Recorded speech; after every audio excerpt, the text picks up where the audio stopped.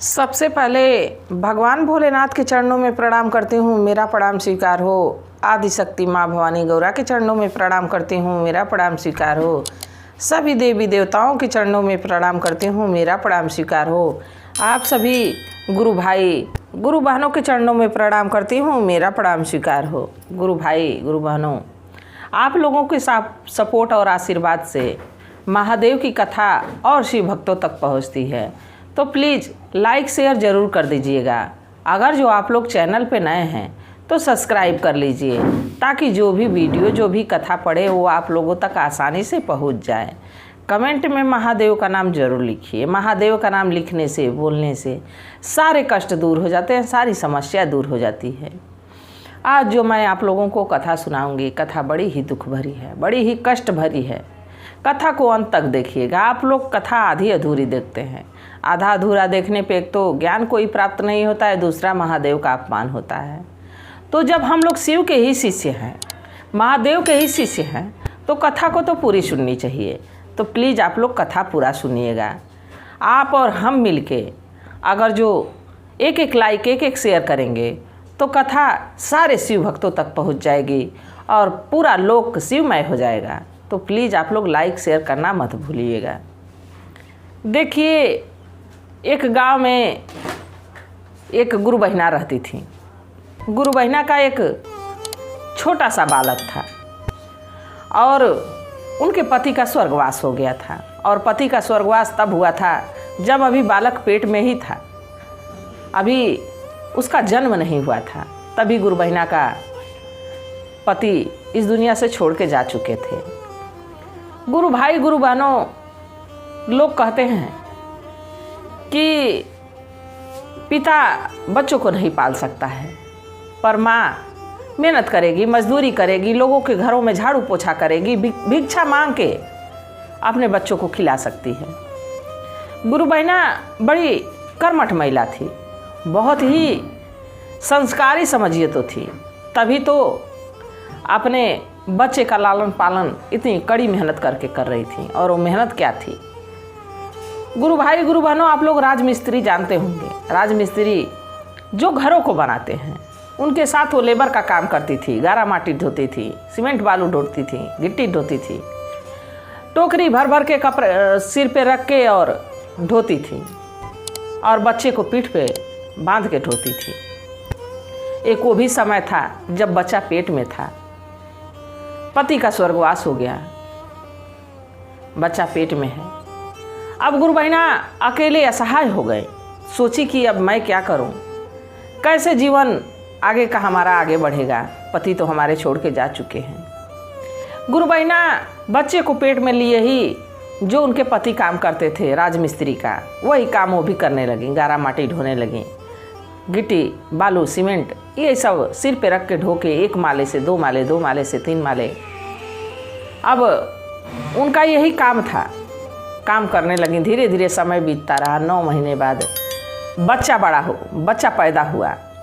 आज जब बच्चा पैदा हुआ, 2-4 दिन गुरु बहिना आराम किए, फिर उसी काम पे लग गई कि अगर जो मैं काम नहीं करूँगी तो बच्चे को कहाँ से, इसका परवरिश कैसे करूँगी, कैसे इसको खिलाऊँ पिलाऊँगी, कैसे आगे का समय कटेगा। फिर से गुरु बहिना 3-4 दिन बच्चे के हुआ था और फिर से काम पे लग गई। घरों में आप लोग जानते होंगे, गुरु बहिना आप लोग जानती होंगी कि बच्चा होने के बाद शरीर कमज़ोर हो जाता है, कुछ दिन तक औरतें आराम करती हैं। बाकी गुरु बहिना के नसीब में वो भी नहीं लिखा था।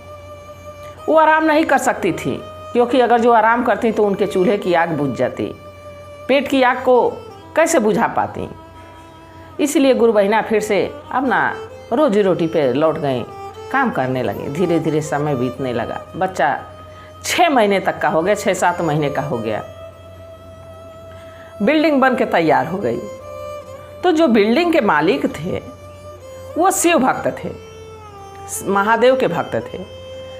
तो वो अपने बिल्डिंग में शिव चर्चा का आयोजन किए। शिव चर्चा कराने के लिए सभी जितने वहाँ वर्कर काम करते थे सबको बुलाए, आस पड़ोस के लोग को बुलाए, अपने नात रिश्तेदार को बुलाए और बड़े ही भव्य तरीके से शिव चर्चा का आयोजन किए। शिव चर्चा शुरू हो गया।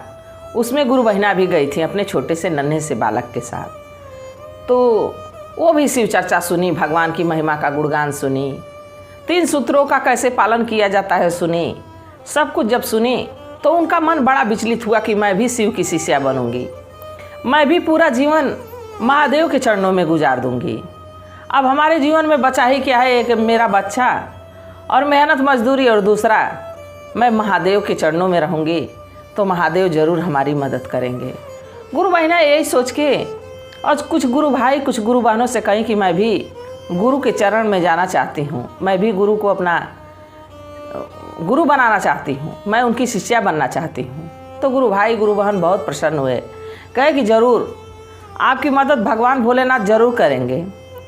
और गुरु बहना वहीं पे अपने नाम की घोषणा करवाई और शिव को गुरु बना ली। समय बीतने लगा, धीरे धीरे समय बीतने लगा। गुरु भाई गुरु बहनों, जब 2 समय में बड़ी तेज़ी से समय बीतता है, या तो कठिन कोई काम हो और हम निरंतर उसी में लगे हों तो समय जल्दी बीतता है। लोग कहता है समय नहीं बीतता है, पर वो समय जल्दी बीतता है अगर जब कठिन मुश्किल की घड़ी हमारी हो। और दूसरा, कब जब हम एकदम मेहनत करते रहते हैं, एकदम हमारे अंदर लगन आ जाती है कि हमको इस काम को करना है, तो वो काम जल्दी होता है। बाकी जब सुख रहता है गुरु भाई गुरु बहनों, सुख वाला समय जल्दी कटता नहीं है। लोग कहते हैं कि सुख का समय जल्दी ख़त्म हो जाता है, ऐसा कुछ नहीं है। सुख में हम इतने आतुर हो जाते हैं, सुख में इतने हम व्यस्त हो जाते हैं कि भगवान को भी भूल जाते हैं। देखिए, दुख में सुमिरन सब करे, सुख में करे न कोई, सुख में जो सुमिरन करे भव सागर पार होए। अगर जो सुख में भी भगवान को हम सुमिरन करें, भगवान को निरंतर उसी भाव में, जब हम दुख में थे तो बार बार भगवान को याद करते थे, तो उसी प्रकार अगर जो हम सुख में भी भगवान को बार बार याद करेंगे तो महादेव हमारे साथ ही खड़े होंगे। अब गुरु बहिना का समय तो बीत रहा था। धीरे धीरे बच्चा उनका 8 साल का हुआ, 10 साल का हुआ, 12 साल का हुआ, 15 साल का हुआ, समय बीत रहा, बच्चा बड़ा हो गया। गुरु बहिना सोचें कि इसका अगर जो विवाह कर देती हूँ तो कम से कम घर में बहू आ जाएगी तो 2 रोटी बनाएगी, सभी लोगों को, हमको 2 रोटी मिल जाएगी, बच्चे को 2 रोटी मिल जाएगी, और मैं भी समय से अपने काम पे जा पाऊँगी। अब मैं बूढ़ी हो चली हूँ धीरे धीरे, अब हमारी उम्र ढल रही है, अगर जो बहू घर में आ जाएगी तो घर संभाल लेगी, मैं बाहर संभाल लूँगी। यही सोच के गुरु बहिना अब खोजने लगी अच्छी लड़की। धीरे धीरे समय बीत रहा था, एक अच्छी लड़की मिल भी गई। अपने बेटे का विवाह कर दी, बेटे का विवाह कर दी, घर में बहू आ गई। गुरु बहिना बड़ी प्रसन्न, महादेव को बड़ा धन्यवाद की कि हे प्रभु, हे महादेव, आपकी दया से, आपकी कृपा से हमारा बेटा इतना बड़ा हो गया, हमारे घर में बहू आ गई, अब हमको किसी चीज़ की कमी नहीं है। आपकी दया से सारी सुख सुविधा, हम मेहनत करते ही हैं, रोजी रोटी हमारी चली रही है, सब कुछ बढ़िया है। महादेव ऐसे ही कृपा बनाए रखिए। देखिए, और चाह की तो इच्छा सबकी होती है, रोज़ भगवान से कुछ ना कुछ हम लोग मांगते ही रहते हैं। क्या कभी हम लोग भगवान को देने की कुछ सोचते हैं? कभी नहीं, कभी नहीं सोच पाते हैं कि ये भगवान का है, भगवान को दे दो। बस यही सोचते हैं कि भगवान ये चीज़ की कमी है हमारे जीवन में, ये चीज़ हो जाए, भगवान इस चीज़ की कमी है हमारे जीवन में, ये चीज़ हो जाए। पर गुरु बहिना की सोच अलग थी। गुरु बहिना सोची कि हमारे जीवन में जो कुछ आपकी कृपा से हो गया, जो कुछ हम आपकी दया से है हमारे जीवन में, वो बहुत है, इसी को बनाए रखिएगा प्रभु। अब धीरे धीरे समय 2-4 दिन और बीता, तो एक दिन अपना गुरु बहिना अपने बेटे से कहीं कि बेटा, मैं तो काम करती हूँ, बाकी अब तुमको भी काम करना चाहिए, परिवार बढ़ रहा है, आज तुम्हारी पत्नी आ गई, कल बच्चे होंगे, तो अब जिम्मेदारी बढ़ेगी, तुम भी काम करोगे तो थोड़ा हमको भी आराम मिलेगा, और तुम काम करने लगोगे तो अपनी पत्नी को सारा सुख दे सकोगे। लड़का कहा कि हाँ माँ, मैं भी कहने वाला था, बाकी कह नहीं पा रहा था, चलो मैं जल्दी ही जाता हूँ, कोई काम ढूंढ के और करता हूँ। गुरु भाई गुरु बहनों, देखिए, कभी कभी समय भी परीक्षा लेने लगती है, भगवान भी हमारी परीक्षा लेने लगते हैं। अब 2-4 दिन बीता, लड़का अपने माँ से कहा, अपनी पत्नी से कहा, और बाहर चला गया, दूसरे शहर चला गया काम करने के लिए। अब घर में गुरु बहिना बची और उनकी बहू बची। जैसे ही लड़का चला गया 2-4 दिनों तो बहू रानी गुरु बहिना के साथ अच्छा व्यवहार की। बाकी धीरे धीरे अब ये सोचने लगी कि ये तो दिन भर खाली ही रहती हैं, सुबह सुबह खाली बैठे रहती हैं, सारा काम रसोई का मैं कर देती हूँ, बर्तन झाड़ू पोछा मैं कर देती हूँ, ये करती क्या हैं? जब उठती हैं खा के और चली जाती हैं। ऐसा है कि कुछ काम इनसे भी करवाना चाहिए। बहू रानी एक दिन माँ जी से कही कि माँ जी ऐसा है कि आप बर्तन धुल के और भोजन बना दिया करिए, आप बैठे बैठे आपका हाथ पैर काम नहीं करेगा, इसलिए आप ये कार्य कर दिया करिए। गुरु बहिना सोची कि नादान है, ना समझ है, मुस्कुरा के कहें कि ठीक है बेटा मैं ज़रूर कर दूँगी। देखिए गुरु भाई गुरु बहनों, हमारी माँ हमको जन्म देती है, हमारा लालन पालन करती है, हमको उस लायक बनाती है कि हम घर संभाल सकें। पर हमारी सासू माँ धर्म की माँ होती है। हम जब ससुराल जाते हैं तो माँ के पास से हम रोते हुए जाते हैं, तो हमको संभालना अपने गले से लगा के हमारी सासू माँ हमको संभालती हैं।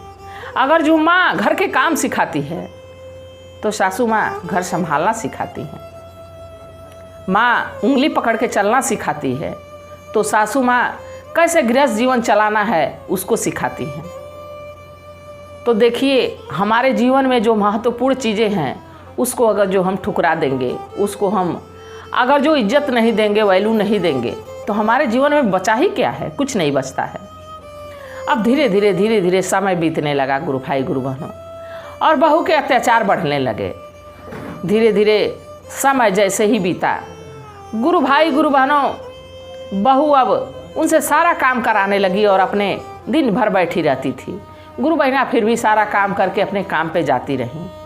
धीरे धीरे 1 महीना जब बीता, 1.5 महीना बीता तो मनी ऑर्डर आया। गुरु बहिना बड़ी प्रसन्न हुई कि हे प्रभु, आज हमारे कड़ी मेहनत का फल आपने भेज दिया, हमारा बेटा कमाने लगा है, अब हमको कमाने की ज़रूरत नहीं पड़ेगी, क्योंकि इतना पैसा भेज रहा है कि घर गृहस्थी अच्छे से चल जाए। गुरु बहिना आप कहीं कि अब काम नहीं करूँगी।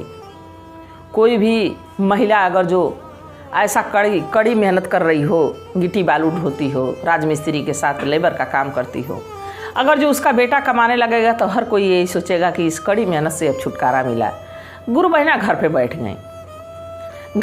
गई। बाकी तो शिव चर्चा में जाना वो नहीं बंद की, छोड़ी नहीं, क्योंकि उनकी आदत थी।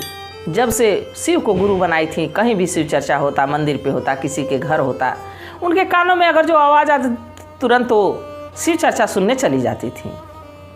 गुरु भाई गुरु बहनों अब तो काम से बैठ गई। रोज़ वो सुबह में अपना घर का सारा काम करती, पूजा पाठ करती, खाती पीती, इसके बाद जैसे 12 बजता कहीं ना कहीं शिव चर्चा में चली जाती। अब ये बात बहू की आंखों में खटकने लगी। अब उसको अपनी सासू माँ पे शक हो गया।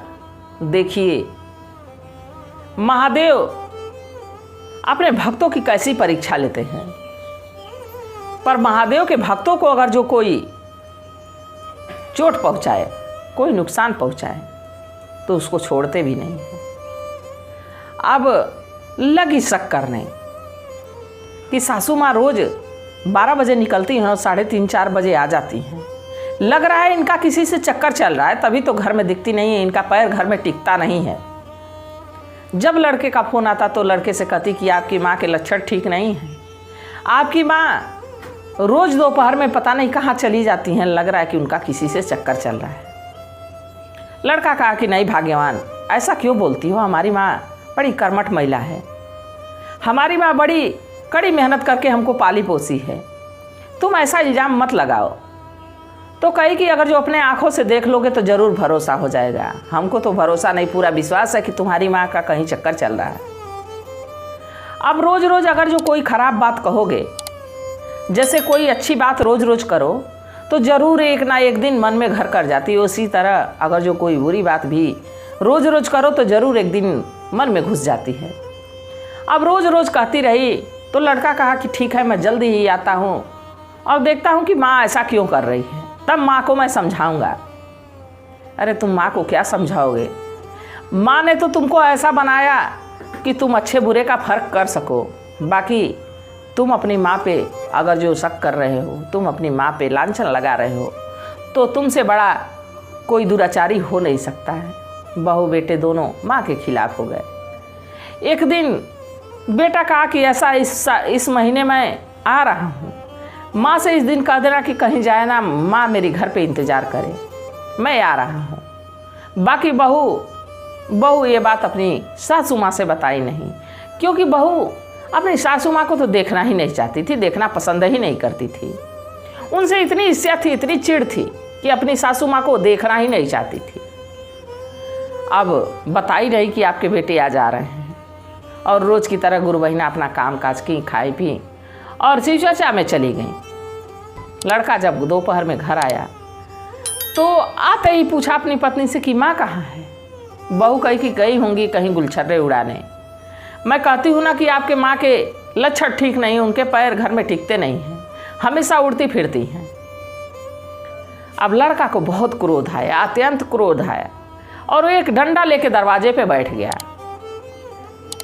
गुरु भाई गुरु बहनों, देखिए इस समय है, जो माँ कभी एक तिनका उठा के नहीं, एक झापड़ से नहीं मारी, उस माँ के लिए डंडा लेके लड़का बैठ गया और इंतज़ार करने लगा।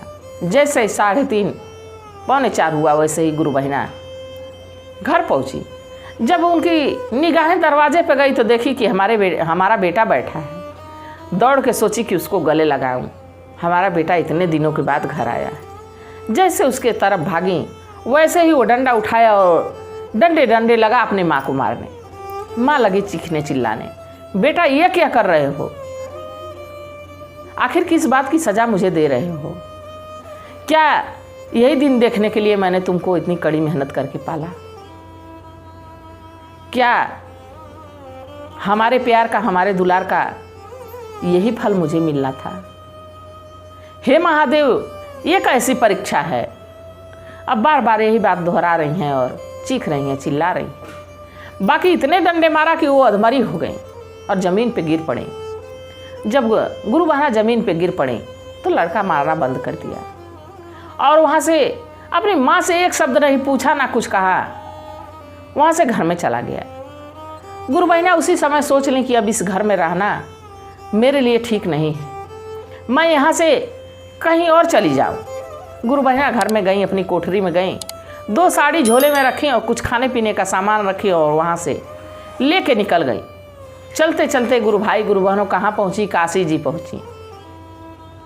हमारे देश में वाराणसी काशी एक ऐसी जगह है जहाँ देश विदेश से साधु संत भिक्षुगण असहाय लोग महादेव के चरणों में अपनी मन्नत को लेके जाते हैं और बाबा विश्वनाथ पूरी भी करते हैं।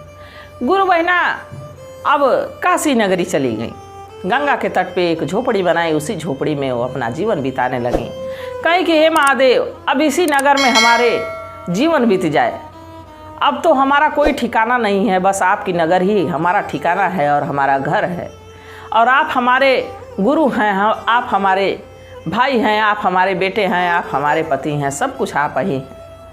अब गुरु को सब कुछ मान के और उसी नगर में गुरु बहिना अपना जीवन यापन करने लगी। और इधर देखिए गुरु भाई गुरु बहनों, उनके बेटे और बहू के साथ क्या होता है? ऐसा माता जी का प्रकोप होता है कि पूरे शरीर पे छाले पड़ जाते हैं और माता जी के प्रकोप से उनकी आंखें चली जाती हैं, दोनों अंधा और अंधी हो जाते हैं। अगर जो गुरु के शिष्यों को कोई नुकसान पहुंचाए, कोई क्षति पहुंचाए, तो महादेव उसके साथ ऐसा करते हैं कि वो कभी संभल ना सके, कभी उठ ना सके।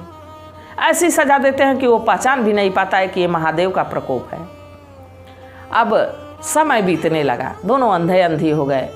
अपना क्रियाक्रम इशारे से छू छू के करते थे कि यहाँ दीवार है, लकड़ी के सहारे चलते थे, एक दूसरे को देख नहीं पाते थे।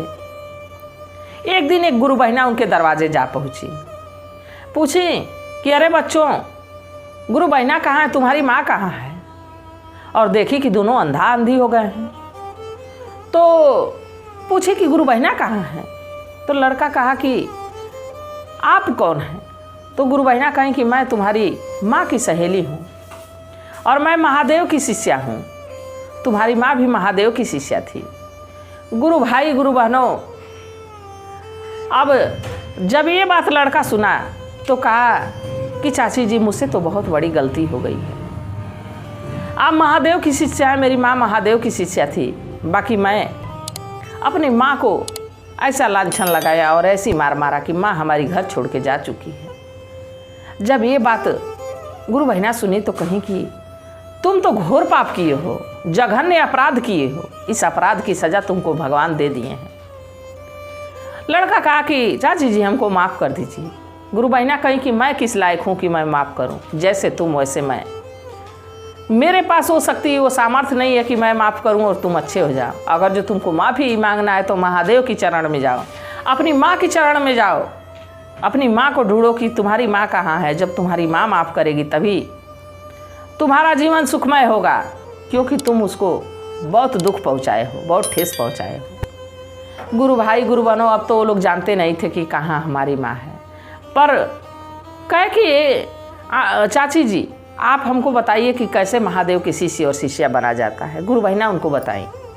अब वो लोग भी दोनों पति पत्नी रोज शिव चर्चा में जाने लगे, रोज महादेव से दया मांगने लगे, नमः शिवाय का जाप करने लगे। समय बीतने लगा। एक दिन कुछ गुरु भाई गुरु बहन काशी जी जा रहे थे, तो अंधा अंधी कहे कि हम लोग भी काशी जी चलेंगे, हम लोगों को भी सहारा चाहिए, आप लोग हमको ले के चलते तो बहुत अच्छी बात रहती। गुरु भाई गुरु बहनों, अब उनको लिवा के, और कुछ गुरु भाई गुरु बहन गंगा स्नान के लिए जा रहे थे तो उनको भी लिवा के चले गए। और संयोग देखिए कि अंधा और अंधी दोनों जहाँ उनकी माँ कुटिया बना के रहती थी, झोपड़ी बना के रहती थी, वहीं जा पहुँचे। वहाँ जब गए तो देखे कि गंगा घाट पे बड़ी भीड़ लगी है। देखिए वहाँ दिखने लगा। जब वहाँ पहुँचे, गंगा स्नान किए, इसके बाद उनको धुंधला धुंधला दिखने लगा। पूरा फ्रेश तो नहीं दिख रहा था, पर धुंधलापन था। तो कहे कि हे महादेव, हम नहीं जानते थे कि आपकी चरण में इतना सुख है, आपके शरण में इतना सुख है। अब इतना तो किए हैं कि कम से कम हमको दिखने लगा आपकी नगर में आके, तो कम से कम ऐसा कर दीजिए कि हमारी माँ भी मिल जाए। और उसी झोपड़ी के पास वो लोग टेक दे के बैठे हुए थे, एक दूसरे से बात कर रहे थे। तब तक देखते हैं कि झोपड़ी के भीतर से उनकी माँ निकली हुई आ रही है। माँ को जब लड़का देखा तो दौड़ के उनके चरणों में गिर के और लगा माफ़ी मांगने। जब उसकी ये दशा देखी तो माँ कहे कि पुत्र तुम्हारी ये दशा कैसे हो गई है। लड़का कहा माँ मुझे माफ़ कर दो। बहू भी पैरों में गिर के रोने लगी, माँ मुझे माफ़ कर दो। तो गुरु बहिना कहे कि मैं तो तुमको कब का माफ़ कर चुकी हूँ, तुम नादान थे, ना समझ थे, तुमने हमारे साथ ऐसा किया। पर हम तो कभी महादेव से यही कहते थे कि हे प्रभु, जहाँ हमारे बेटे बहू रहे वहाँ दोनों अच्छे रहें, दोनों खुश रहें, स्वस्थ रहें। बाकी हम नहीं जानते थे कि तुम इस तरह हो गए हो, नहीं तो हम यहाँ क्या करते, हम दौड़ के तुम्हारे पास आते। देखिए माँ का दिल ऐसा होता है, माँ का कलेजा ऐसा होता है। अपने बच्चे कितना हो गलती कर दें, बाकी माँ कभी अपने बच्चों से रूठती नहीं है। गुरु भाई गुरु बहनों, जैसे महादेव उनके परिवार को जोड़ दिए, मैं भी यही महादेव से प्रार्थना करती हूँ कि हे गुरुदेव, हे महादेव, जो भी व्यक्ति इस कथा को सुन रहा हो, जो भी गुरु भाई गुरु बहन इस कथा को देख रहे हैं, उन पे, उनके बच्चों पे अपनी दया दृष्टि बनाए रखिएगा, इसी कामना के साथ। हर हर महादेव।